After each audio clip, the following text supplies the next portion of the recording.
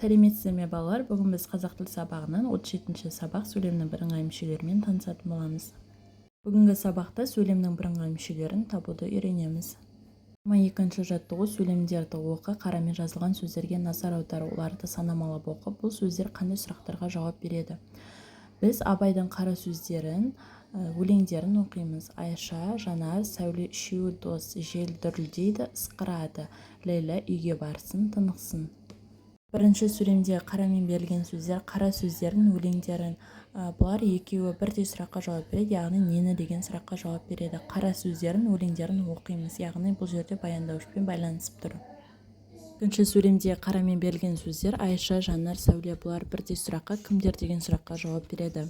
Үшінші сөйлемде қарамен берілген сөздер, дүрілдейді, ысқырады. Бұл жерде екеуі де не істейді деген сұраққа жауап береді.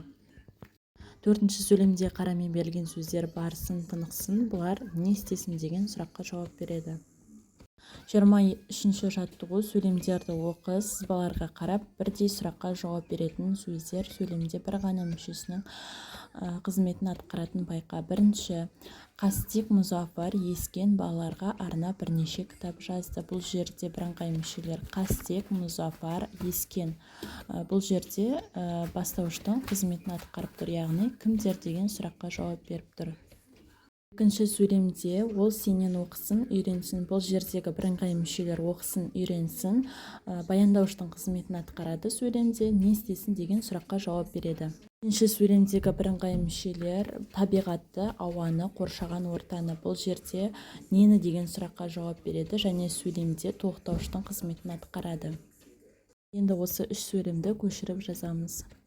Ереже: сөйлемде бір ғана сұраққа жауап беріп, бірдей тұлғада тұратын сөйлем мүшелерін бірыңғай мүшелер дейміз. Бірыңғай мүшелер сөйлемдегі бір мүшемен ғана байланысады. Мысалы, Әсем демалыс кезінде көрмеде, мұражайда, театрда болды. Сөйлемдегі бірыңғай мүшелердің арасына үтір қойылады. Бірінші жаттығу: өлеңді көшіріп жаз. Бірінші өлеңді оқимыз және дәптерімізге көшіріп жазамыз. Байқоңырым, байлығым, биіктеткен бағамды. Тоқтар Талғат айдыным, ғарышкерлер табанды. Бұл Бекжан Көпбосыновтың өлеңі екен. Енді осы сөйлемнің ішіндегі бірыңғай мүшелердің астынсыз, олар сөйлемде қандай мүше болып тұрған айт, өлеңнің мазмұнын айт дейді. Бұл жердегі бірыңғай мүшелер Тоқтар Талғат айдыным. Бұл жерде бастауыштың қызметін атқарып тұр және араларына үтір қою арқылы бірыңғай мүше болып тұр. Өлеңнің мазмұнын айт. Бұл жерде Тоқтар Талғат айдыным деген қазақтың ғарышкерлері туралы айтылып тұр және Байқоңыр ғарыш айлағы, Қазақстанның ғарыш айлағы туралы өлеңде баяндалып тұр екен. Бірыңғай сөзінің мағынасына мән бер. Бұл сөз нені білдіреді? Бірыңғай сөзі бірдей, ұқсас, қатар тұрған деген мағынаны білдіреді. Сонда бірыңғай мүшелер дегеніміз сөйлем ішінде бірдей сұраққа жауап беріп, бір қызмет атқаратын және өзара ұқсас сөздер. Мүшелердің бір-біріне ұқсастығы неде? Бірыңғай мүшелер бірдей сұраққа жауап береді, сөйлемде бір қызмет атқарады және бір сөз табынан болады. Мүшеге өзің мысал келтіріп дәлелде. Мысалы, мен алма алмұрт жүзім сатып алдым. Енді дәлелдеу: алма алмұрт жүзім деген бір сұраққа жауап береді, яғни нені деген сұраққа жауап береді. Үшеуі де сөйлемде тоқтауыш қызметін атқарады және де зат есімнен. Сондықтан да бұлар бірыңғай мүшелер болып табылады. Сөйлемдерді көшіріп жаз. Бірыңғай мүшелерді тауып, олардың бірыңғай мүше екенін дәлелде. Ұлықбек Әмір Темірдің немересі. Ол жастайынан поэзияға, философияға, тарихқа, астрономияға құштар болады. Ұлықбек Платон, Аристотель, Птоломей сияқты грек ғалымдарының еңбектерімен ерте танысады.